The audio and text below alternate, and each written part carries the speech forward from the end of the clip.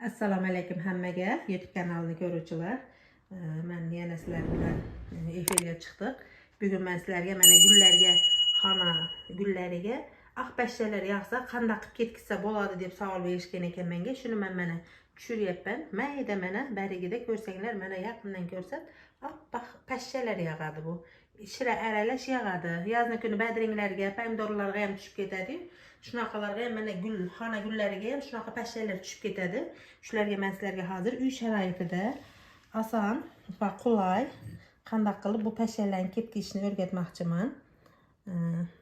Suzgichimizga mana dakani solib, qattiq bizlarning o'zimizning oddiy qattiq mana. Buni ustida mana ko'rsanglar zardob turibdi.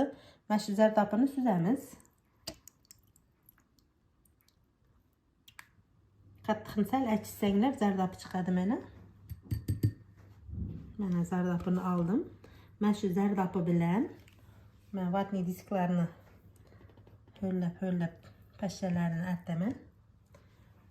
Mana barigimizni oldi orqasini men shu zardob suv bilan artamiz. Qattiqni zardobi buni mana pashshalar ko'rinyaptimi? Mana oppoq da mana qap-qora bo'lib pashshalar chiqdi mana. Buni yaxbiyag'ini o'girib artamiz. Bir yerda artsak o'zini o'ziga ish qilib bo'lmaydi.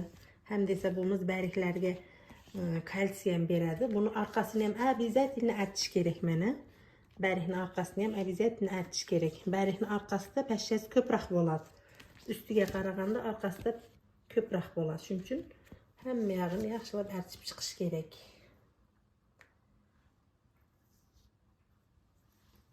Hamma barigini shunaqa uslub bilan artib chiqamiz.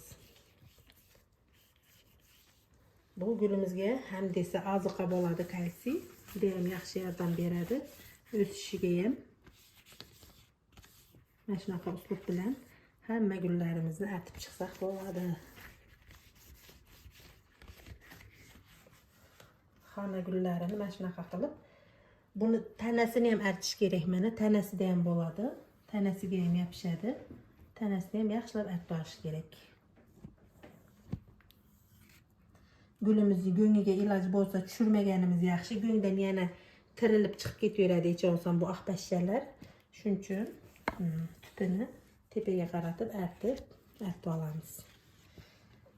Vatani tinmay paxtani almashtirib turgan yaxshi.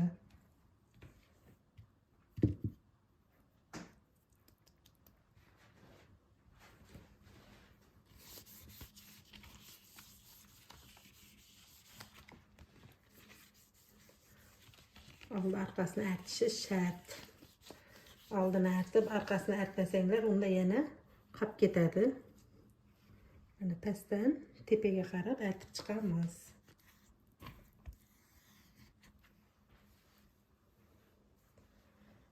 Mana shunaqa uslub bilan uy sharoitida oqpashshadan gulinglarni tozalab olsanglar bo'ladi. So'ragan qizlar, kelinlar bor edi. Mana shunaqa uslub bilan sizlar ham gulinglarni bir qator tozalab qo'ysanglar bo'ladi. Keyingi videolarda ko'rishguncha sog' omon bo'linglar. Videolarimiz yoqqan bo'lsa, like bosib qo'ysanglar, xursand bo'lamiz. Hammaga xayr.